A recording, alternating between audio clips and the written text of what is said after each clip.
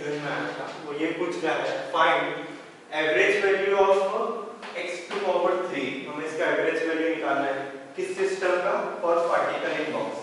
इसका boundary condition भी दिया हुआ है 0 to n। अब कब निकालना है पार्टिकल इन बॉक्स में, जब n जो है आपका मतलब वो number of state number of counter number, जब वो टेंड्स टू इंफिनिटी होगा तो पार्टिकल इन बॉक्स में आपको एवरेज वैल्यू ऑफ ये पोजीशन का क्यूब निकालना है। ये बस इतना सिंपल सा क्वेश्चन और छोटा सा क्वेश्चन है, ठीक है। तो इसको कैसे करना है, एवरेज वैल्यू मैंने बताया था कि क्या इसको आप किस तरीके से लिख सकते हो, और क्वांटम में वो इस तरीके से मैंने सर्किट आपको बताया था कि साई स्टार है ना।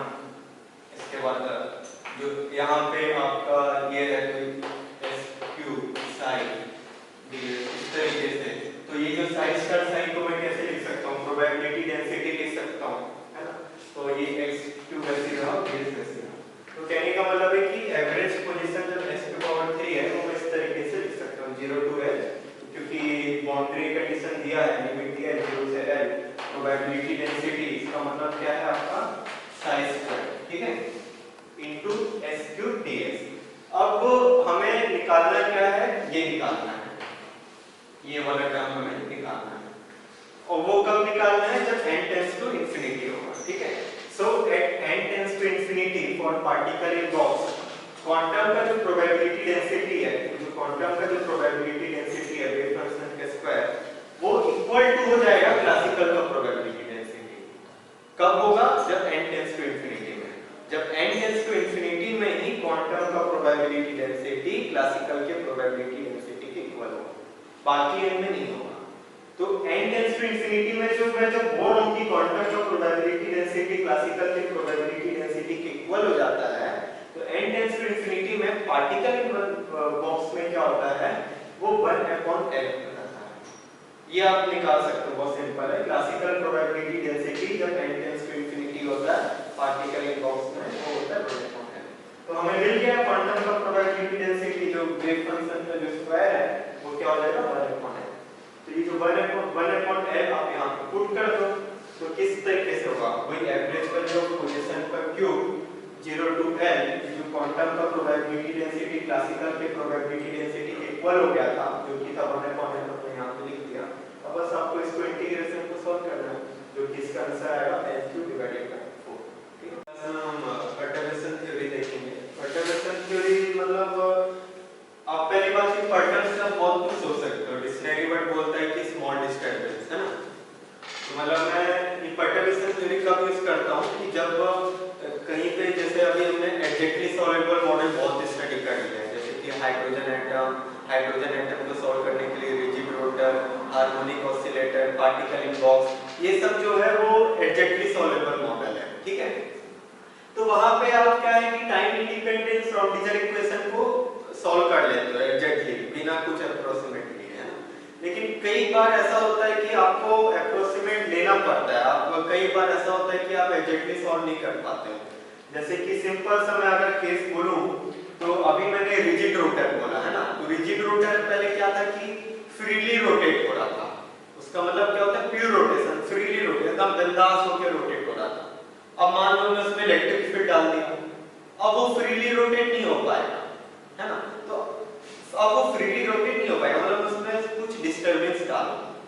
अब ये परटर्बेशन बोलता है कि डिस्टरबेंस वैसा ही डिस्टरबेंस जो कि स्मॉल है, एकदम लार्ज डिस्टरबेंस डाल दोगे तो ये थ्योरी काम नहीं करेगा, ठीक है। ये इसका ड्रॉबैक है। तो परटर्बेशन थ्योरी डिक्शनरी मीनिंग से समझ आ रहा है, परटर्ब स्मॉल डिस्टरबेंस, मतलब जो भी मॉडल है उसमें जो भी स्मॉल डिस्टरबेंस हुआ है तब आप ये वाला थ्योरी यूज कर सकते हो। जैसे कि रिजिड रोटर है, उस पे आप इलेक्ट्रिक फील्ड डाल दो, अब वो बिंदास रोटेट नहीं हो पाएगा, तो वहां पे क्या है, स्मॉल डिस्टरबेंस है, ठीक है।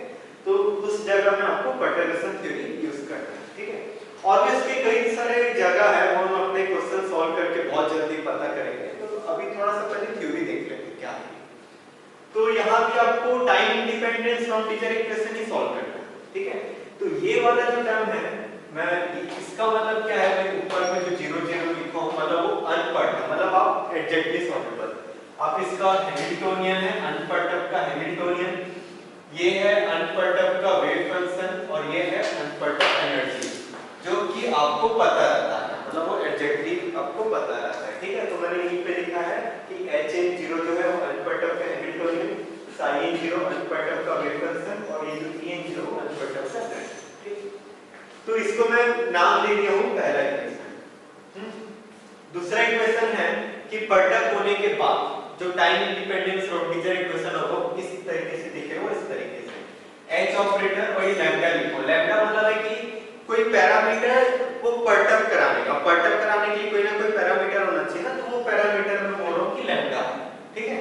तो वही टाइम इंडिपेंडेंस श्रोडिंगर इक्वेशन फिर से अगेन सॉल्व करना है। तो H ऑपरेटर लैम्डा, इसको मैं बोलूंगा ये जो होगा वो क्या है कि पर्टर्ब हैमिल्टोनियन बोलूंगा, ठीक है।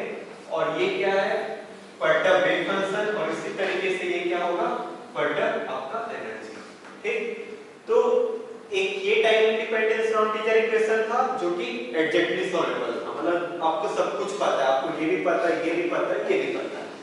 दूसरा टाइम इंडिपेंडेंस श्रोडिंगर इक्वेशन है जो पर्टर्ब होने के बाद जो हमें पता नहीं कि ये क्या चीज है, हमें पता नहीं कि ये क्या चीज है, हमें वही निकालना है, ठीक है, ये ध्यान रखना।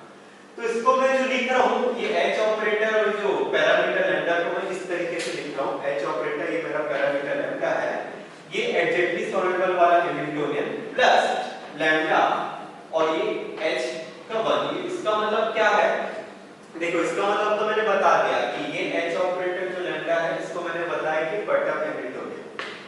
ये वाला जो टर्म है लैम्डा H ये 1 ये है आपका first order correction of Hamiltonian. तो ये वाला जो एडजेक्ट जो आपको पता था उस पे आप कुछ करेक्शन लगाने के लिए फर्स्ट ऑर्डर करेक्शन ये पूरा फॉर्म है, आप इस पे पुट किए तो आपको ये पर्टर्ब हैमिल्टोनियन मिला, ठीक है। उसी तरीके से वेव फंक्शन पे भी कर सकते हो।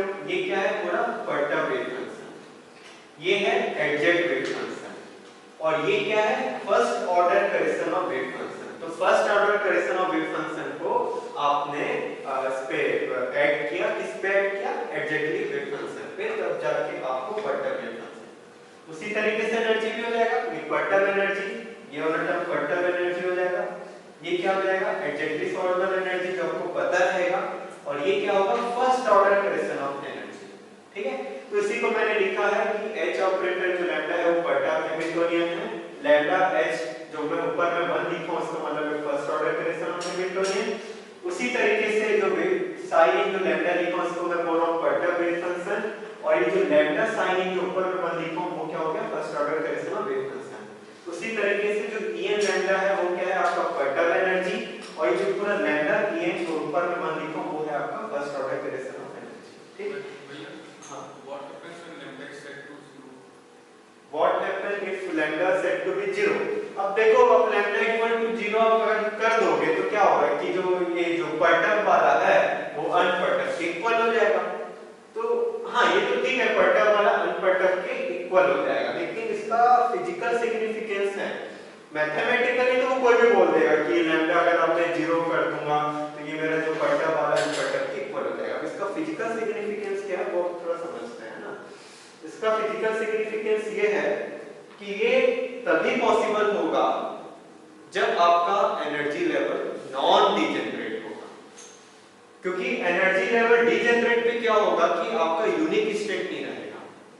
तो ये आप जो लैम्डा इक्वल टू 0 जो आप कर रहे हो ना वो आप तभी कर सकते हो जब आपका जो एनर्जी लेवल है वो नॉन डीजेनरेट है। जैसे कि अगर मैं एग्जांपल दूं, ये जो थ्योरी जो है ना ये वाला जो थ्योरी ये सब जो मैं एक्सप्रेशन लिखा वो आप कहां पे लगा सकते हो हाइड्रोजन एटम के ग्राउंड स्टेट पे लगा सकते हो। अदर स्टेट पे आप ये थ्योरी को फॉलो नहीं कर सकते। क्यों? क्योंकि अदर स्टेट पे क्या होगा वहां पे डीजेनरेसी आ जाएगा। Ground state of hydrogen atom पे ही मतलब डीजेनरेसी वो मतलब 1 टाइप का रहेगा। तो ये लैम्डा इक्वल टू 0 तभी पुट कर सकते हो, मतलब जो अनपर्टर्ब इक्वल मतलब जो पर्टर्ब इक्वल टू अनपर्टर्ब हो जाएगा लैम्डा 0 होने के बाद, ये आप तभी कर सकते हो जब आपका जो सिस्टम है, जब आपका जो एनर्जी लेवल है वो आपका नॉन डीजेनरेट है, जैसे कि हाइड्रोजन एटम का ground state, not other state, ठीक है। तो यहाँ पे मैं जो भी पर्टर्बेशन थ्योरी जो मैं डिस्कस कर रहा हूँ वो मेरा नॉन डीजेनरेट पर्टर्बेशन थ्योरी है। और मैं क्यों डिस्कस कर रहा हूँ नॉन डीजेनरेट, क्योंकि हमारा सिलेबस में भी नॉन डीजेनरेट पर्टर्बेशन थ्योरी है, ठीक है। ये थोड़ा जानना जरूरी है, वैसे ये बहुत अच्छा क्वेश्चन है, बेसिक क्वेश्चन है, लेकिन अच्छा क्वेश्चन है कि अभी जो थ्योरी यूज कर रहे हो कहाँ पे यूज कर रहे हो, कब यूज कर सकते हो, हमें पहले वो जानना पड़ेगा। क्वेश्चन सॉल्व करना वो कोई बड़ी बात नहीं, हमें पहले ये जानना होगा कि कौन सा थ्योरी कौन सा सिस्टम को कहाँ पे सॉल्व करना है, ठीक है। तो ये जो थ्योरी में जो भी लिख रहा हूँ कब सॉल्व कर सकते हो, जब आपका सिस्टम नॉन डिजेनरेट, मतलब जब आपका एनर्जी लेवल नॉन डिजेनरेट, तभी आप ये सब लिख सकते हो, ठीक है। हाँ, हम अभी कहाँ पे थे, हाँ ये इसको मैं मान लो कि मैं 1 लिखा, इक्वेशन 1 जो कि सभी अनपर्टब वाले थे, इसको मैं इक्वेशन 2 लिखा जो कि पर्टब वाला जो हो गया लैम्डा से, और इसको मैं इक्वेशन 3 लिख रहा हूँ, ये पर्टब हैमिल्टोनियन, और ये first order equation of Hamiltonian का जो स्टेप पे फॉर्म है, ये थर्ड इक्वेशन है, ये वेव फंक्शन वाला इसी तरीके से फोर्थ इक्वेशन है, और ये जो एनर्जी वाला इसी तरीके से फिफ्थ इक्वेशन है। तो अब करना क्या है, आपको इक्वेशन 3, इक्वेशन 4, इक्वेशन 5, इक्वेशन 1 को पुट करना है इक्वेशन 2 पे, ठीक है। वो सब मैं नहीं कर रहा हूँ, हाँ हमारा काम क्या रहता है कि क्वेश्चन देख के हमें सॉल्व करना है, तो वो सब डेरिवेशन मैं नहीं कर रहा। वो सब करने के बाद आपका कुछ इस टाइप का बनेगा, इस तरीके से, मतलब ये जो है इस टाइप का कर्ली ब्रैकेट, मतलब कुछ कोफिशिएंट होगा वो लैम्डा टू पावर 0 प्लस कुछ कोफिशिएंट होगा, वो भी जानने की जरूरत नहीं है, वो कुछ कोफिशिएंट होगा वो lambda to power 1 equal to 0। अभी पॉसिबल तभी होगा जब ये वाला कोफिशिएंट और ये वाला कोफिशिएंट दोनों 0 0 हो। तो ये वाला कोफिशिएंट जब 0 डलाओगे ना तो आपको वही सिंपल वही वाला मिलेगा जो आपका अनपर्टब वाला, तो इससे हमारा कोई इंपॉर्टेंस नहीं है। ये वाला हमारा बहुत इंपॉर्टेंस है यार, जब ये वाला कोफिशिएंट को जब 0 करोगे, अगर आप बहुत इंटरेस्ट हो तो घर में जाके डेरिवेशन कर लेना या कोई बुक खोल के देख लेना। तो ये वाला अगर आप इसको इक्वल टू 0 करोगे तो वहां से आप ये निकाल सकते हो first order correction of energy of nth state. हमारे लिए सीएसआर में इजी ज्यादा इंपॉर्टेंट है। पर्टर्बेशन का कोई भी क्वेश्चन आता है वो इन्हीं से पूछता है कि first order correction of energy of this state, उसका बहुत ज्यादा इंपॉर्टेंस है, तो इसको थोड़ा याद भी रखना क्या है ना। तो first order correction of energy of nth state है, तो क्या है, मैंने यहाँ पे ऊपर में बताया था कि ये इसको हम बोलेंगे first order correction of energy, हाँ ये क्या था आपका एडजेक्ट एनर्जी, और ये वाला क्या था पर्टब एनर्जी। तो मैं ये वाला निकाल रहा हूँ पूरा लैम्डा em1 जो है मेरा first order correction of energy, यहाँ पे n का मतलब nth स्टेट का, ठीक है, n इक्वल टू 1 हो जाएगा तो मतलब क्या ground state. So first order correction of energy of nth state जो कुछ इस फॉर्म में है लैम्डा em1, ठीक है, n वाला स्टेट, और ये 1 का मतलब है फर्स्ट ऑर्डर करेक्शन को डिनोट कर, यहाँ पे 0 करूंगा मतलब एडजेक्ट, 2 करूंगा मतलब second order correction of energy, इस तरीके से। तो 1 मतलब क्या हुआ फर्स्ट ऑर्डर करेक्शन, तो वो किस फॉर्म में है, इंटीग्रेशन ऑफ कुछ लिमिट होगा, कुछ लिमिट अगर ये लिखो मतलब माइनस इंफिनिटी से इंफिनिटी है ना, कुछ भी नहीं, तो ये डी टाउ कोई एलिमेंट है ना, तो ये जो साइन 0 स्टार, अब देखो यहाँ पे मैं 0 लिखूं मतलब क्या है वो एडजेक्ट वेव फंक्शन है, ऊपर में 0 का मतलब है मेरा वो पावर में समझ लेना, ऊपर में 0 का मतलब है वो एडजेक्ट वाला, 1 लिखा मतलब फर्स्ट ऑर्डर करेक्शन वाला, 2 मतलब लिखा मतलब सेकंड ऑर्डर करेक्शन, ठीक। तो ये वाला क्या है आपका एडजेक्ट वेव फंक्शन का कंजुगेट। इसके बाद लिखो लैम्डा h और ये 1, ऊपर में मतलब क्या हो फर्स्ट ऑर्डर करेक्शन, यहाँ पे h मतलब हैमिल्टोनियन, मतलब ये first order correction of Hamiltonian, ये पूरा टर्म क्या हो गया first order correction of Hamiltonian. ये वाला क्या था एडजेक्ट वेव फंक्शन, ये भी क्या है एडजेक्ट वेव फंक्शन, इसी को हम क्या बोलते हैं अनपर्टब आइगन फंक्शन बोलते हैं, मतलब अनपर्टब मतलब exact wave function eigen function बोल सकते हो। क्यों, मैंने बताया था एडमिशन ऑपरेटर हम यूज करते हैं क्वांटम मैकेनिक्स का पोस्टुलेट में, तो वहां पे वेव फंक्शन आइगन फंक्शन हो जाता है, इसीलिए कभी-कभी आप बुक में देखोगे वेव फंक्शन को कभी आइगन फंक्शन लिख दिया, आइगन फंक्शन को वेव फंक्शन लिख दिया, एक ही मतलब है, क्योंकि हम क्वांटम मैकेनिक्स पढ़ रहे हैं तो क्वांटम मैकेनिक्स का पोस्टुलेट फॉलो कर रहे हैं, और उसमें एक एडमिशन ऑपरेटर होता है और वो वहां पे बोलता है कि वेव फंक्शन आइगन फंक्शन हो जाता है ना।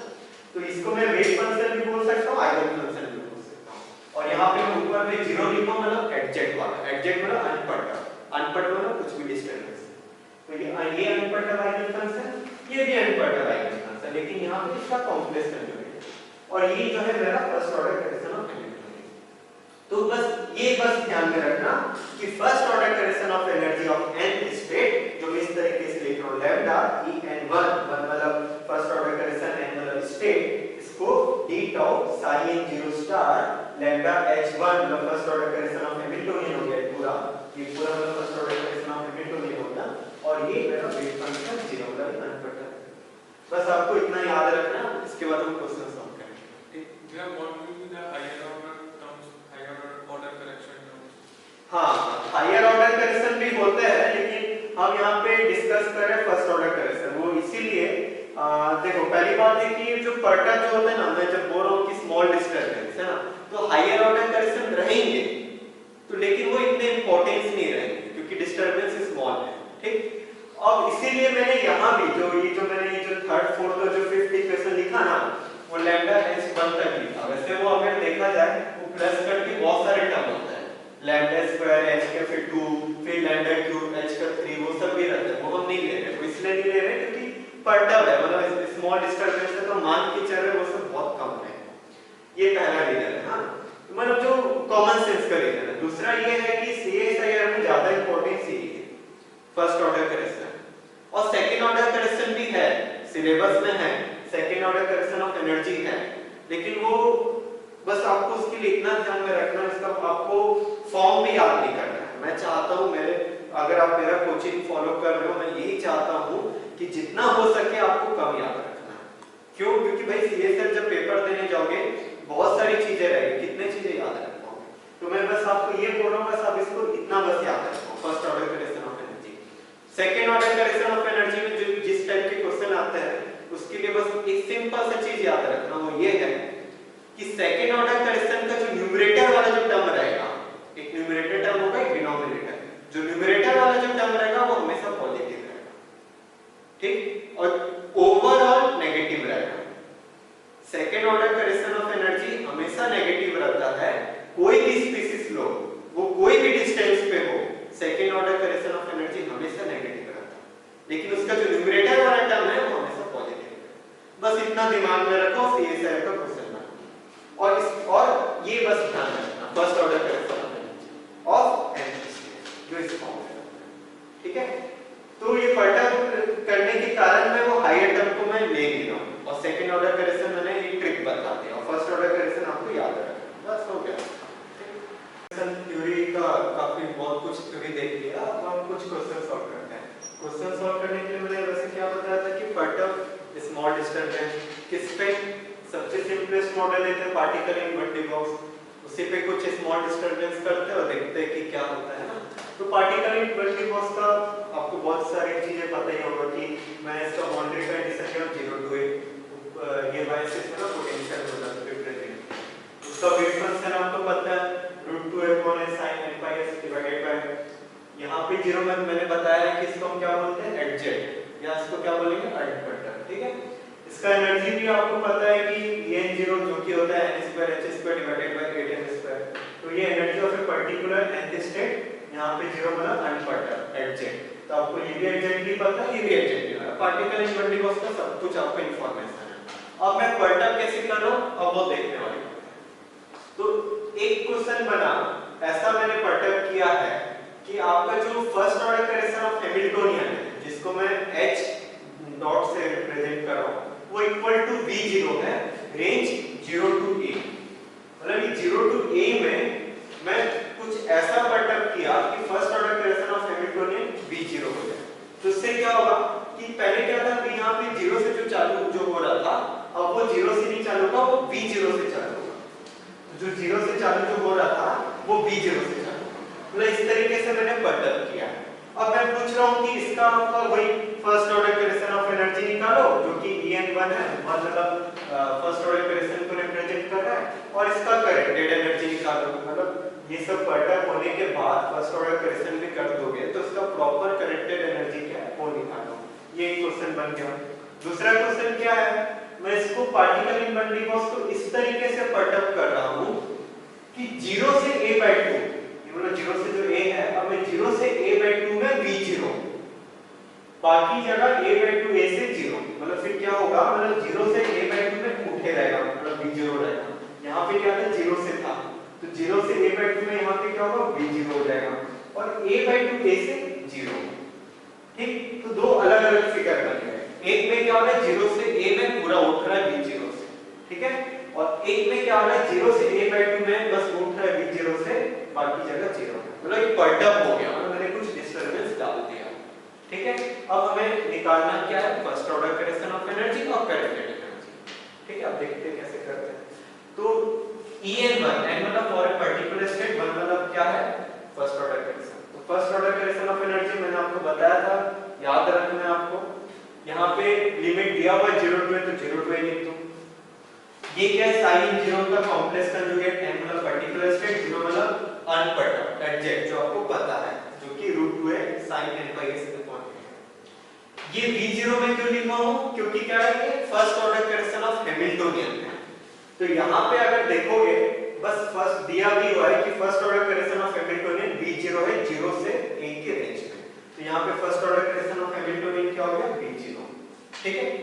और वही sin 0 n for a particular state, 0 मतलब अनपढ़ एडजेक्ट जो कि एक्सप्रेशन होता है। तो बस मैंने आपको ये बस ध्यान में रखना है कि जो मैंने बोला कि first order correction of Hamiltonian, यहाँ पे क्या हो जाएगा, v0 हो जाएगा, ठीक है। अब बस आप इसको सॉल्व करना है। तो क्या है, v0 क्या है, एक कांस्टेंट है ना, मैंने पहले मेंशन भी किया, मैं बता दूं v0 एक कांस्टेंट है। तो जो कांस्टेंट है वो तो बाहर निकल जाएगा इंटीग्रेशन के, और मैं 0 से a में पूरा इंटीग्रेट कर रहा हूं, मतलब वो नॉर्मलाइज कर रहा हूं ओवर पूरे स्पेस में, तो बाकी जो होगा वो 1 हो जाएगा, मतलब sin 0 स्टार और जो sin 0 जो ds है वो मेरा 1 हो जाएगा, क्योंकि नॉर्मलाइज हो रहा है पूरे स्पेस में। और ये v0 बाहर निकल गया, तो मतलब क्या बचा, ये मतलब क्या हुआ, En जो 1 है, first order correction of energy है, वो सिर्फ v0 हो गया। तो इसका आंसर है first order correction of energy मेरा v0 हो गया। अब देखते हैं कि करेक्टेड एनर्जी क्या है। करेक्टेड एनर्जी में क्या होता है कि आपका जो आपको पता जो रहता है ना, En0 जैसा आपको पता है, उसको उस पे आप ऐड कर दो first order correction of energy, तो वो आपका करेक्टेड एनर्जी हो गया। ये आपको पता है कि En0 गिवन है वहां पे, जो कि n² h² divided by 8m² होता ही है पार्टिकल इनवर्टिबल बॉक्स का, ये आपको पता है। En1 हमने अभी निकाला, जो कि क्या था, v0 इस केस पे, तो आपका हो गया En0 प्लस v0 आपका करेक्टेड एनर्जी, और first order correction of energy मेरा v0। तो ये वाला क्वेश्चन सॉल्व हो गया 42। अब क्वेश्चन 43 में क्या था, हमने क्या किया था, v0 कांस्टेंट डाला था 0 से a/2 और a/2 a से मेरा 0 था। अब यहाँ पे देखते हैं first order correction of energy और करेक्टेड एनर्जी क्या है। आपको मैंने बार-बार बोल रहा हूँ, अभी फिर से बोल रहा हूँ कि first order correction of energy पता है, ठीक है। तो यहाँ पे 0 से a/2 में कुछ अलग है, a/2 से a में अलग है, तो मैं अलग-अलग लिमिट लिख रहा हूँ, इसलिए 0 से a/2 में लिखा और एक जगह में a/2 से a में लिखा। 0 से a/2 में क्या है, ये वाला जो अनपर्टर्ब वेव फंक्शन जो एडजेक्ट वेव फंक्शन जो आपको पता रहता है, ये आपका first order correction of Hamiltonian जो दिया है कि 0 से a/2 में मेरा v0 रहेगा, first order correction of Hamiltonian मेरा हो गया v0। ये आपको पता रहता है, वही first order correction of wave function. तो आप इसको क्या करोगे, v0 कांस्टेंट है, बाहर निकाल दोगे, है ना, और वेव फंक्शन क्या होता है, √2 divided by a sin n pi s upon a। तो इसको सॉल्व करके आपको कुछ इस टाइप का मिलेगा, 2v0 डिवाइडेड बाय a, मतलब बाहर निकल गया 0 से a/2 sin square pi n s divided by a ds। इसका आपको इंटीग्रेशन सॉल्व करना है। ये वैसे आप कर ही सकते हो इंटीग्रेशन में, यहाँ पे ये प्रॉपर स्टेप नहीं कर रहा हूं, लेकिन आप कर सकते हो, ठीक है। तो ये आपका करोगे ना, तो 0 से a/2 के लिमिट में अगर आप इंटीग्रेशन करोगे तो ये a/4 आ जाएगा, देख लेना अपना करके। तो 2v0 divided by a into a/4 क्या होगा, v0 डिवाइडेड बाय 2। तो आपका first order correction of energy कितना हुआ, v0 डिवाइडेड बाय 2, ठीक। अब मैं करेक्टेड एनर्जी में क्या करना है, जो आपको पता रहता है एब्सोल्यूट जो En0 जो होता है, उसमें आपको फर्स्ट ऑर्डर करेक्शन पुट कर देना है। तो En0 आपको पता रहता है, उसमें En1 क्या है, En1 आपका v0 डिवाइडेड बाय 2। तो करेक्टेड एनर्जी क्या हुआ, En equal to En0 plus v0 divided by 2। तो यहाँ पे हमने देखा जब 0 से a/2 में जब मैं v0 पोटेंशियल ऐड किया और बाकी जगह 0 जब था, तो वहां पे जो करेक्टेड एनर्जी था वो मेरा बना था En0 plus v0 divided by 2, मतलब first order correction of energy था v0 डिवाइडेड बाय 2। लेकिन इधर पे जब मैं 0 से a में जब मैं first order correction of Hamiltonian v0 डाला था, वहां पे मेरा first order correction of energy v0 बना था, और इसका एग्जैक्ट करेक्टेड एनर्जी जो था वो मेरा बना था En0 प्लस v0। बस आपका यहीं पे डिफरेंस देखना है कि एक जगह first order correction of energy v0 आया और दूसरी जगह first order correction of energy v0 divided by 2। हमने प्रॉपर स्टेप से निकाला, लेकिन अगर आप चाहते क्वेश्चन देख के तुरंत बता सकते हैं। ये जस्ट कॉमन सेंस है कि 0 से a में सब कुछ आपको पता है पार्टिकल इन बंडी बॉक्स। उसमें मैंने first order correction of Hamiltonian सिर्फ b0 से कर रहा हूँ, ऐड कर रहा हूँ, तो definitely first order correction of energy मेरा b0 ही है। और यहाँ पे मैं 0 से a बाई मतलब आधे में बस मैं b0 बढ़ा रहा हूँ, तो मतलब इसका भी आधा ही होगा ना, तो b0 डिवाइडेड बाय 2 आया। तो एक जगह first order correction of energy b0 आया और एक जगह first order correction of energy b0 divided by 2 आया। ठीक है, अभी हम पर्टिकुलर थ्योरी के और क्वेश्चन थोड़ा सॉल्व करते हैं। तो मान लो कि गिवन है आपका पेंटा 1,3 डाइन है ना, कुछ इस टाइप का स्ट्रक्चर होता है जिन्हें पता नहीं है। अब मैं इसमें कुछ जंक्शन और ट्रिक मैं इस तरीके से कर रहा हूँ कि मान के चल रहा हूँ कि मैं लीनियर मॉलिक्यूल पहली बार ट्रीट कर रहा हूँ, ठीक है, और ये वाला जो है इसको मैं पार्टिकल इन बॉक्स में डालना है, ठीक है, मतलब पार्टिकल इन बॉक्स प्रॉब्लम। अब इसमें कितने पाई इलेक्ट्रॉन है, 4 पाई इलेक्ट्रॉन, ठीक है, तो मतलब जो 4 पाई इलेक्ट्रॉन है वो पार्टिकल इन बॉक्स की लेंथ पे रहेगा। और ये जो मेरा है इसको मैं ट्रीट किया लीनियर मॉलिक्यूल, ये मैं गिवन है सब, ठीक है। और मैं अप्रोक्सीमेटली ये भी ले रहा हूँ कि जो मेरा इलेक्ट्रॉन जो होगा वो मूव करेगा लाइन पे, ये सब अप्रोक्सीमेट ले रहा हूँ। और क्या ले रहा हूँ कि इलेक्ट्रॉन जो होगा वो दूसरे इलेक्ट्रॉन से इंटरेक्ट नहीं होगा, और ये अप्रोक्सीमेट ले रहा हूँ कि इलेक्ट्रॉन जो होगा वो न्यूक्लियस से भी इंटरेक्ट नहीं होगा। इतना कुछ ट्रीट करने के बाद, जैसे कि ये मॉलिक्यूल को पहले मैंने लीनियर बोला, पार्टिकल इन बॉक्स प्रॉब्लम में डाला हूँ, ये जो 4 पाई इलेक्ट्रॉन है वो लेंथ पे कन्फाइन है, इलेक्ट्रॉन जो है लाइन पे मूव हो रहा है, इलेक्ट्रॉन विद इलेक्ट्रॉन इंटरेक्ट नहीं हो रहा है, इलेक्ट्रॉन विद न्यूक्लियर इंटरेक्ट नहीं हो रहा है, इतना कुछ जंक्शन में लिया हूं, ठीक है। इसके बाद मैं पूछ रहा हूं कि इसका लेंथ क्या होगा, और मैं पूछ रहा हूं कि ग्राउंड स्टेट ऑफ एनर्जी क्या होगा, ठीक है। तो इसमें दिया भी हुआ है कि एंड जो कार्बन है वो 0.5 एंगस्ट्रॉम है, डबल बॉन्ड का 1.34 एंगस्ट्रॉम है, और सिंगल बॉन्ड का 1.54 एंगस्ट्रॉम है। तो ये डाटा यूज करके पहले लेंथ निकालो। तो एंड कार्बन का कितना 0.5, डबल बॉन्ड का कितना 1.34, सिंगल बॉन्ड का कितना 1.54, फिर डबल बॉन्ड का कितना 1.34, फिर सिंगल बॉन्ड का 1.54, और ये एंड कार्बन का 0.5। इसको ऐड करोगे तो आपको कुछ ये मिलेगा 6.76 एंगस्ट्रॉम, ठीक है। अब मैं ग्राउंड स्टेट एनर्जी की बात किया, और मैंने बोला है कि इसको मैंने किस पे डाला है, पार्टिकल इन बॉक्स पे रखा है। तो पार्टिकल इन बॉक्स का ग्राउंड स्टेट एनर्जी क्या होता है, h² डिवाइडेड बाय 8mL²। तो ये जो लेंथ है इसको आप यहाँ पे पुट कर दोगे, तो मैं एग्जैक्ट नहीं लिख रहा हूँ, लेकिन कुछ 10⁻⁻15 जूल में कुछ ऐसा है, इतना बस ध्यान रखना। तो ये था हमारा सिस्टम, अभी तक मैंने सिर्फ सिस्टम तैयार किया, ठीक है, कि मैं पेंटा 1,3 डाइन को पार्टिकल इन बॉक्स पे मैंने डाला, उसका मैंने एनर्जी निकाला जो कि कुछ 10⁻⁻15 जूल है। लेकिन आप बोल रहे होंगे कि ये तो एग्जैक्टली सॉल्वेबल हो गया है ना, और मैं यहाँ पे परटर्बेशन की बात कर रहा हूँ, तो अभी तक परटर्बेशन आया नहीं, अब मैं परटर्बेशन करने जा रहा हूँ। तो ये सिस्टम को मान लो ये वाला जो कार्बन है इसको मैं नाइट्रोजन बना दूं, तो कुछ इस टाइप का हो जाएगा। मैं एज्यूम कर रहा हूँ कि ऑलरेडी वो लीनियर मॉलिक्यूल है, तो कुछ इस टाइप का। तो मैंने परटर्ब कैसे किया कि ये वाला जो कार्बन है इसको मैं नाइट्रोजन डाल दिया, तो ये मेरा क्वेश्चन किया, ठीक है। अब हमें निकालना क्या है, जैसे हम पहले निकालते थे, first order correction of energy निकालो, करंट एनर्जी निकालो, यही पूछा जाता है जनरली। तो इसमें भी मैं यही बोलूंगा कि first order correction of energy निकालो। तो अब देखते हैं कैसे होगा ना।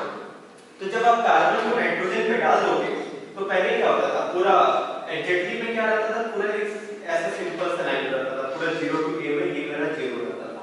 अब नाइट्रोजन डालने से क्या हो रहा है मेरा कि a/2 से मेरा हैमिल्टोनियन मतलब first order correction of Hamiltonian जो है वो -b0 हो जा रहा है। b0 कुछ कांस्टेंट है और first order correction of Hamiltonian बन जा रहा है -b0 किस रेंज पे, ये वाले यहां से लेके यहां तक, मतलब a/2 माइनस डेल्टा से लेके a/2 प्लस डेल्टा में first order correction of Hamiltonian कुछ -b0 है, वहां पे b0 मेरा कांस्टेंट है, ठीक है।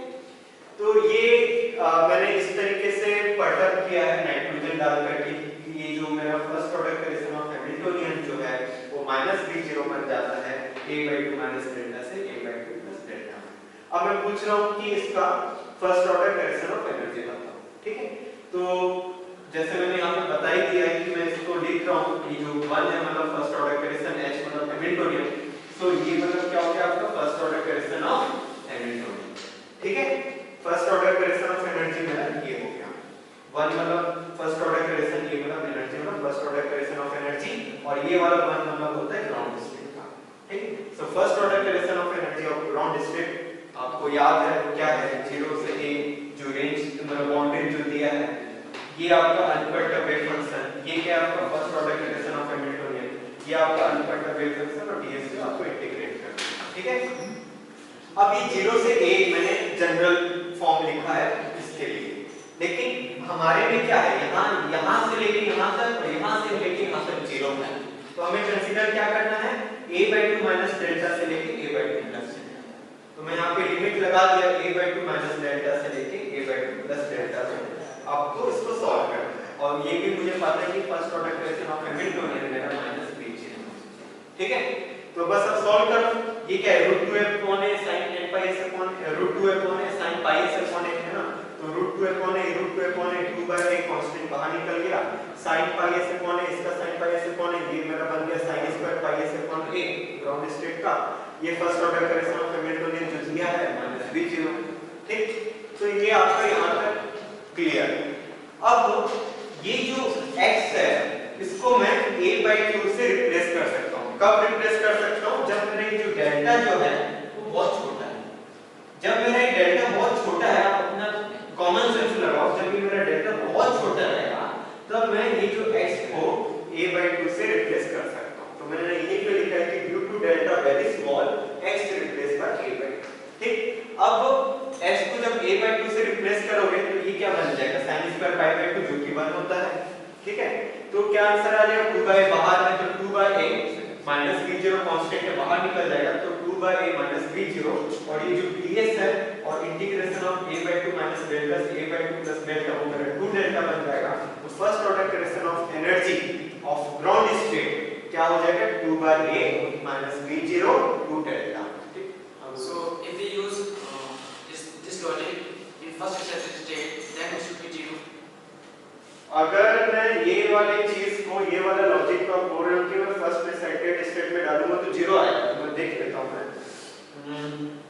फर्स्ट एक्साइटेड स्टेट में जो n है वो मेरा 2 हो जाएगा, है ना, मतलब ये जो 1 जो रहेगा वो मेरा 2 हो जाएगा, और डेल्टा स्मॉल होने के कारण मेरा x हो जाएगा a/2, है ना, a/2 मतलब sin स्क्वायर pi मतलब 0। यस, हां, फर्स्ट एक्साइटेड स्टेट में अगर आप ये लॉजिक अगर लगाओगे तो वो आपका first order correction of energy 0 हो जाएगा। Yes, it is correct. Okay, तो ठीक है, तो आपने एक इस टाइप का क्वेश्चन देखा कि बस ये वाले कार्बन को नाइट्रोजन से रिप्लेस किया, first order correction of energy of ground state देखा जो कि था 2/a माइनस b0 2 डेल्टा, और अभी आपने जैसे बोला कि एक्साइटेड स्टेट में ये लॉजिक लगाओगे तो 0 हो जाएगा। Yes, it is definitely true कि अगर आप ये logic due to delta very small x replace by a/2 लगाओगे फर्स्ट एक्साइटेड स्टेट में तो मेरा first order correction of energy 0 हो जाएगा।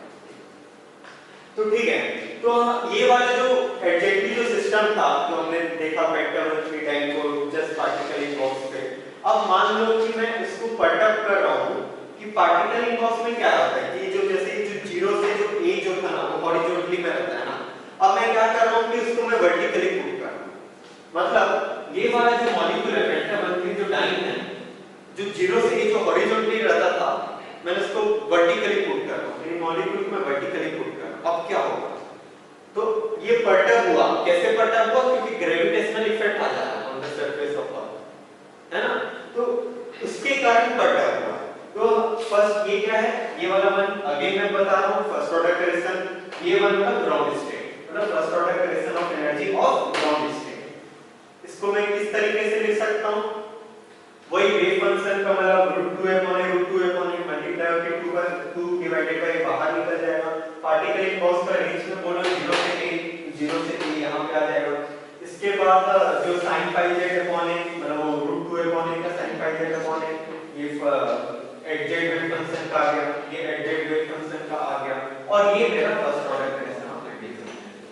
First order correction of Hamiltonian मतलब जो रहेगा वो क्या रहेगा, आपका ग्रेविटेशनल इफेक्ट रहेगा on the surface of earth जो कि होता है mg z, z मतलब हाइट है ना, ये मेरा हाइट मान लो z, तो mg mg मेरा जो z है वो मेरा आपका first order equation of Hamiltonian हो गया। ठीक है, अब क्या, अब थोड़ा ध्यान से देखो तो ये जो एक्सप्रेशन जो है आप mg थोड़ा बाहर निकाल दो। ठीक है, बाकी जो बनेगा मतलब 2/a और ये जो sin pi z/a sin pi z/a ये क्या है, एवरेज वैल्यू ऑफ z हो जाएगा।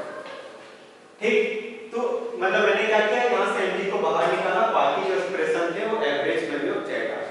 तो आपका क्या बन गया, इसको थोड़ा सॉल्व करके mg of average value of z, तो मैंने इसको लिखा है, ये वाला जो एक्सप्रेशन है इसको मैंने एवरेज वैल्यू ऑफ z में लिखा। अब क्या होता है, हमें पता है कि पार्टिकल इन बॉक्स में हमने निकाला था कि एवरेज वैल्यू ऑफ n जो होता था वो a/2 होता था, मतलब जस्ट हाफ।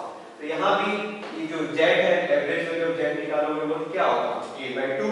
तो इसका आंसर क्या हो गया, mg a/2 क्या first order equation of energy.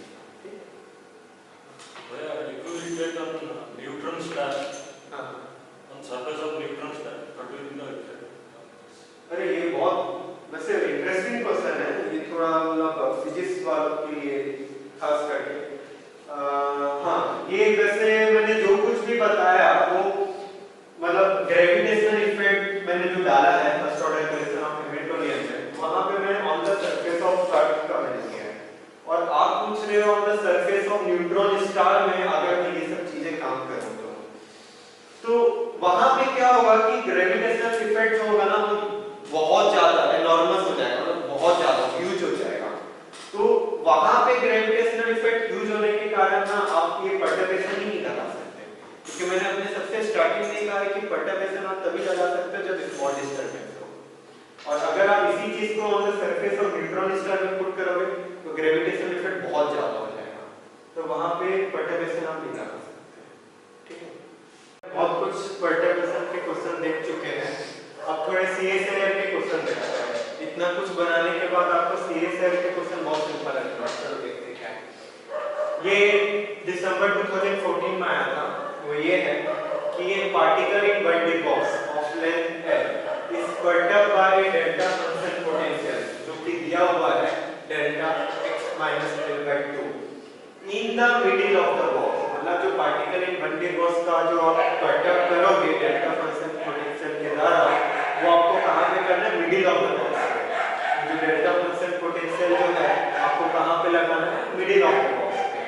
और पूछा गया है कि the first order energy correction की द ग्राउंड स्टेट होगी, चार ऑप्शन दे दिए हैं। ठीक है, आपको फर्स्ट ऑर्डर एनर्जी करेक्शन निकालना है इस गिवन चीजों का। तो क्या होता है, first order energy of correction लिखो, जो वेव फंक्शन जो है उसका जो √2/L जो रहता है, √2/L यहां से √2/L यहां से मल्टीप्लाई होकर बाहर लिख दिया 2/L, बाकी जो बचा हुआ sin πs/L, यहां पे मैं 1 लिखा हूं, यहां पे मैं 1 लिखा हूं क्योंकि ग्राउंड स्टेट का बोला गया है ना। तो sin πs/L, यहां भी sin πs/L, तो ये और ये क्या है, अनपर्टर्ब वेव फंक्शन, इसको हम बोलते हैं एडजेक्ट वेव फंक्शन बोलते हैं। ये वाला जो टर्म है वो आपका क्या है, first order equation of Hamiltonian. ठीक है, क्योंकि इसमें बोला है कि particle in bundle box perturb हो रहा है डेल्टा फंक्शन पोटेंशियल के द्वारा मिडिल ऑफ द बॉक्स पे। तो आपका जो दिया है आपका डेल्टा फंक्शन पोटेंशियल, वो मेरा first order equation of Hamiltonian बन जाएगा, जो कि मैंने यहां पे बीच में लिख दिया। ठीक, अब वो मिडिल ऑफ द बॉक्स का मतलब क्या है, x L/2। ठीक, और क्वेश्चन में ये भी दिया है, वो CSIR वालों ने दिया था हिंट करके कि कुछ माइनस इंफिनिटी से इंफिनिटी में fx delta x minus a ds वो बन जाएगा fa। ये CSIR में क्वेश्चन पे दिया हुआ है, ये मैंने हिंट नहीं लिखा है, क्वेश्चन पे दिया हुआ है। ठीक, तो आपको ये हिंट यूज करना है, अगर हिंट दिया हुआ है। ठीक, तो हमारे यहाँ पे क्या है, कुछ इस टाइप का बन रहा है, ये sin πs/L को मैं ऐसा लिख देता हूँ sin²πs/L। तो यहाँ पे मान लो कि मेरा fs हो गया sin²πs/L। ठीक, अब इसका डेल्टा x माइनस a, यहाँ डेल्टा x माइनस L/2 मतलब कंपेयर करोगे तो मतलब क्या होगा, a = L/2। ठीक, अब क्या दिया हिंट में कि ये पूरा टर्म fa के इक्वल है, तो इसका मतलब क्या हुआ कि ये जो पूरा जो टर्म है वो किसके इक्वल हो जाएगा, यहाँ पे x को क्या पुट करना पड़ेगा, a/2, मतलब sin² π/2 बन जाएगा। ये पूरा टर्म जो होगा ये वाला हिंट आप यूज करो, आपका sin स्क्वायर पाई बाय 2 बन जाएगा। और 2 बाय जैसे कि बाहर में था वैसे यहाँ भी बाहर में रहना कांस्टेंट रहेगा, ठीक है। मतलब यहाँ बस ये देखने वाली बात है कि ये वाला पूरा जो टर्म है, ठीक, ये हिंट यूज करके जो यहाँ fs को मैंने यहाँ पे sin square pi s upon आपका जो l था, है ना, और यहाँ पे a मेरा l/2 को पुट करके मेरा आपका sin स्क्वायर पाई बाय 2 जो कि होता है 1, तो आंसर क्या हो गया इसका 2/l। तो आपका यहाँ का आंसर हो गया D, ठीक। So first order question of energy of ground state, इस क्वेश्चन का क्या हो जाएगा 2/l। बस आपको बस ये ध्यान में रखना है, ये वाला हिंट को प्रॉपर तरीके से यूज करना है। अब एक और क्वेश्चन आया था जून 2014 में, वो ये बोल रहा है कि particle in one dimension harmonic oscillator. अभी हार्मोनिक देखने को मिल रहा है, अभी तक हम लोग बस पार्टिकल इन बॉक्स कर रहे थे, अब हार्मोनिक ऑसिलेटर है। तो क्वेश्चन ये है कि particle in one the harmonic oscillator in x direction, एक ही डायरेक्शन पे, is perturbed bye potential delta S. Delta यहाँ पे कुछ नंबर है, ठीक है।